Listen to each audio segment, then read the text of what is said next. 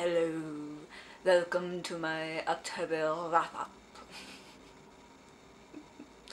Trying to do a Dracula voice. This month I read 9, that sounds French, 9 books. I divided my list here into 2 categories. I'll start with the spooky books. So number 1 was Whodunit by John Seska. This is like a group of authors are invited to an abandoned pickle factory for one purpose, is to give an alibi that they didn't kill their book editor.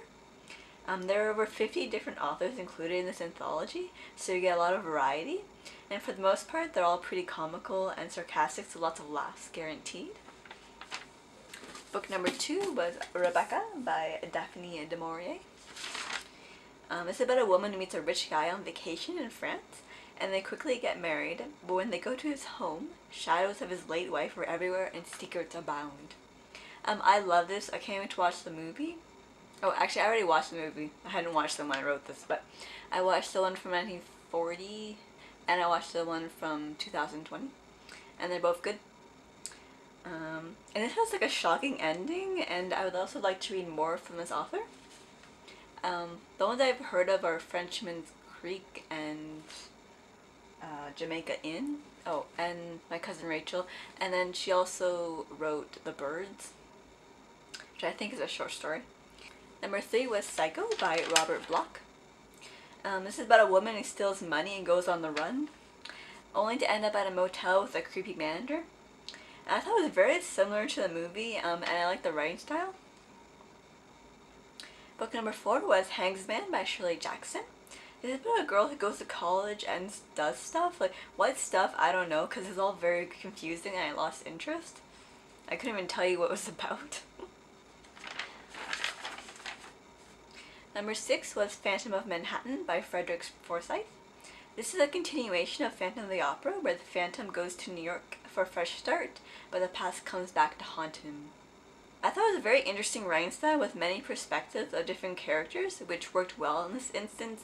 I'm not always a fan of like a lot of different point of views in the stories. It was a quick read, a page turner, and it was also quite short as well, so maybe that's why it was so quick. Book number... I've lost what number on, but anyway, the next book was The Sitter by R.L. Stine. This is a thriller about a girl who takes a job as a nanny at a beach house, but there's something wrong with the little boy, and a bunch of creepy things start happening. I thought it was like a very quick read and had a surprising ending. And now for the non-spooky reads. I reread A Room with a View by E.M. Forster. This is a romance about a girl torn between the free thinker she met in Italy, and her respectable fiance. And I love the writing style. It's like kind of humorous, and I wanted to check out more from this author. The next book was City of Girls by Elizabeth Gilbert. I love the setting of this book. It's set in the 40s in New York City in the theater world. Love that. This is about a girl who gets kicked out of college, and her parents send her to New York City to live with her aunt because she'll never get into trouble there. And I thought the main character was a little annoying, and also the book kind of dragged at times.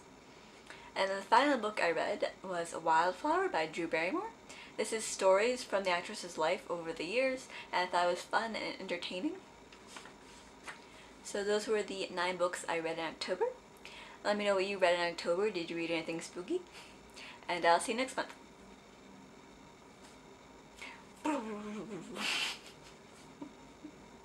Can't resist.